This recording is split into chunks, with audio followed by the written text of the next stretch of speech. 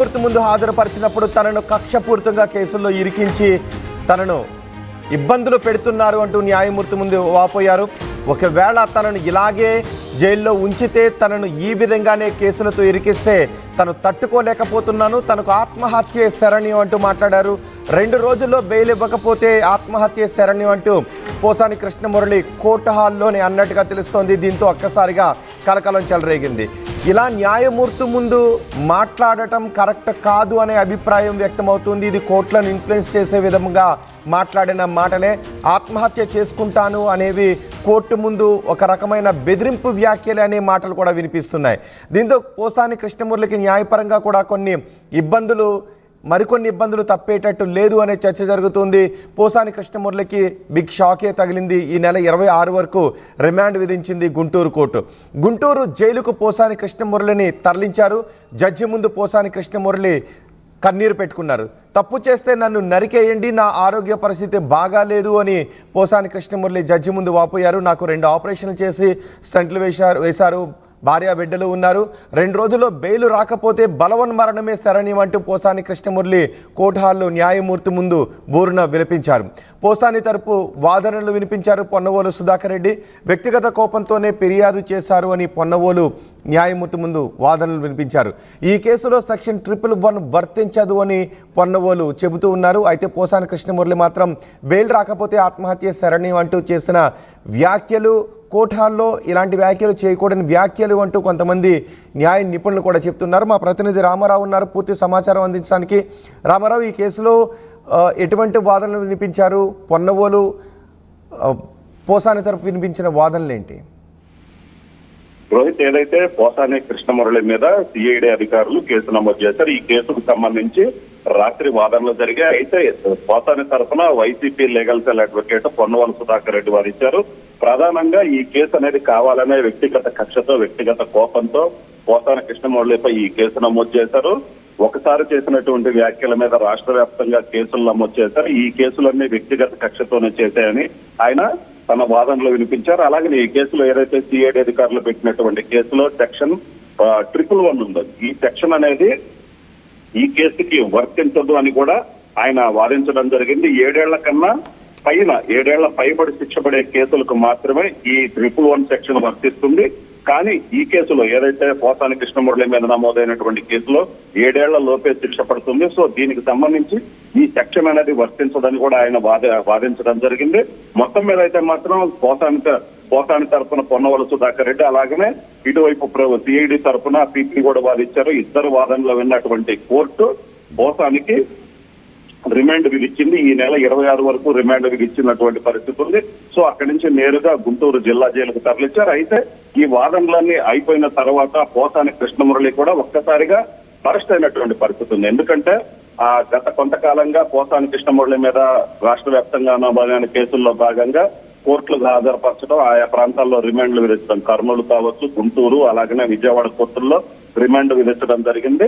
So ఈ నేపథ్యంలోనే ఆయన ఒక్కసారిగా అరెస్ట్ అయ్యారు. ఏదైతే గుంటూరు కోర్టుకు వచ్చి వాదనలో జరిగిన వెంటనే ఆయన ఒక్కసారిగా జడ్జి సమక్షంలోనే కన్నీరు పెట్టుకున్నటువంటి పరిస్థితి ఉంది. అలాగనే నేను ఎటువంటి తప్పు చేయలేదు, నాకు తెలిసి ఎటువంటి తప్పు చేయలేదు, తప్పు చేసినట్లయితే నన్ను నరికేయంటూ కూడా ఆయన మాట్లాడినటువంటి పరిస్థితి ఉంది. అలాగనే తన ఆరోగ్య పరిస్థితి గురించి కూడా మాట్లాడారు. సో ఆరోగ్య పరిస్థితి బాగాలేదు, నాకు 2 ఆపరేషన్లు చేశారు, అలాగనే స్టంట్లు కూడా వేశారు, నాకు భార్య పిల్లలు ఉన్నారు. సో 2 రోజుల్లో కనుక బెయిల్ రాకపోతే నాకు ఆత్మహత్య శరణ్యమంటూ, అలాగే ఇటు అడ్వకేట్ ఏదైతే పోసాని వీళ్ళు ఉన్నారో అటు పీపీ వీళ్ళున్న సమయంలోనే ఆయన ఒక్కసారిగా మాట్లాడినటువంటి పరిస్థితి ఉంది. సో దీని మీద అయితే మాత్రం, ఎందుకంటే ఆల్రెడీ 2 పక్కల వాదనలు విన్నారు. వాదనలు విన్న తర్వాత న్యాయమూర్తి తీర్పు వెల్లడించారు, రిమాండ్ విధించడం జరిగింది. ఆ సమయంలో ఆయన ఈ విధంగా మాట్లాడటం మీద అటు వైసీపీ తరపు, ఇటు ఏదైతే అపోజిషన్ లాయర్లు కూడా ఒకసారిగా కన్నుతున్నటువంటి పరిస్థితి ఉంది. ఈ విధంగా మాట్లాడటం అనేది ఒక రకంగా కూడా చూసుకున్నట్లయితే, ఎందుకంటే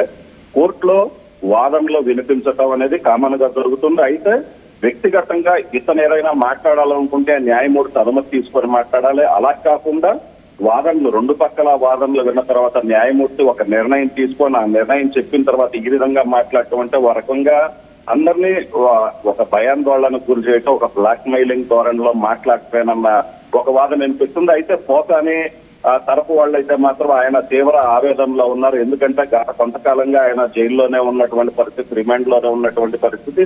అలాగనే ఆయన ఆరోగ్యం బాగాలేదు చాలా రోజులుగా. ఎందుకంటే మొదట హైదరాబాద్ నుంచి కడప జిల్లాకి తీసుకెళ్లారు. సో అక్కడి నుంచి మళ్ళీ పల్నాడు జిల్లా, తర్వాత విజయవాడ తీసుకొచ్చారు, మళ్ళీ ఆదోని తీసుకెళ్లారు, కర్నూలు జైలుకి తీసుకెళ్లారు, మళ్ళీ అక్కడి నుంచి గుంటూరు తీసుకొచ్చినటువంటి పరిస్థితి ఉంది.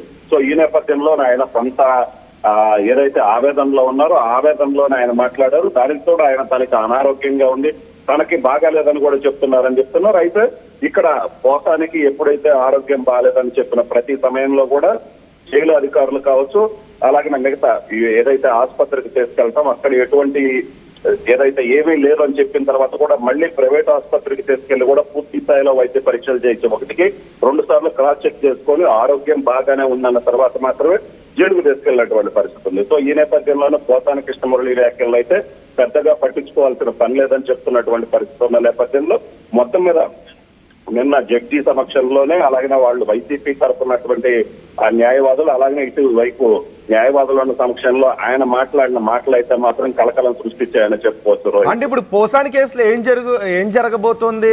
ఇప్పటికే 30కి పైగా కేసులు నమోదయ్యాయి. పోసాన్ని పీటీ వారెంట్లు వేసి మళ్ళీ తీసుకెళ్లి వివిధ కోర్టులో కూడా హాజరుపరుస్తున్నారు. దీంతో పోసాని ఒకే కేసులో ఒకే సారూప్యత ఉన్న కేసులో ఇన్ని అరెస్టులు చూపిస్తున్నారు అంటూ పోసాని వాదనలు వినిపిస్తున్నారు.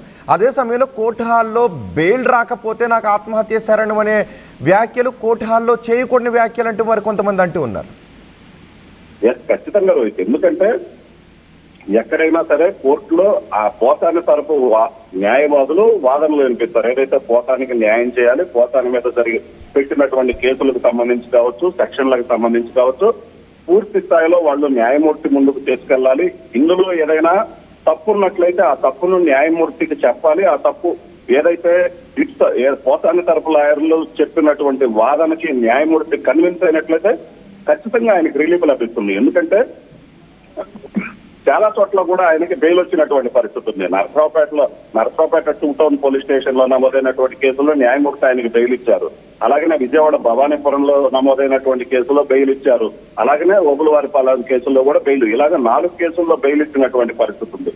సో అక్కడ ఎందుకంటే అది నిజంగా వాళ్ళ తరపు పోసాని కృష్ణమురళి తరపు న్యాయవాదులు వాదనలు వినిపించి ఇది కరెక్ట్ కాదు అని చెప్పినట్లయితే జడ్జి కన్విన్స్ అయినట్లయితే ఖచ్చితంగా అతనికి రిలీఫ్ అయితే వచ్చే అవకాశం ఉంది. ఎందుకంటే ఈ చాలా కేసుల్లో మొదట్లో రిమాండ్ విధించినప్పటికీ తర్వాత ఆయనకి బెయిల్ కోసం పెట్టుకున్నప్పుడు సో బెయిల్ కూడా ఇచ్చారు. సో అక్కడ కన్విన్స్ అయితే ఖచ్చితంగా బెయిల్ ఇస్తారు. ఆ వాదనలు సక్రమంగా ఉండటం కావచ్చు, లేదైతే ఇది జడ్జి కన్విన్స్ అవటం ఏదైతే నిజమే వాదనలు కరెక్టే, అతన్ని కావాలనే వ్యక్తిగతంగానే హింసిస్తున్నారు అన్న వాదనలకి జడ్జి కన్విన్స్ అయితే ఖచ్చితంగా అతనికి అనుకూలంగా చెప్తారు. ఎందుకంటే న్యాయం చెప్పడానికే వాళ్ళు ఉంది కాబట్టి సో ఖచ్చితంగా ఇది ఉంటుంది. కానీ ఇక్కడైతే మాత్రం ఏదైతే పోసాని కృష్ణమురళి చెప్పినట్లు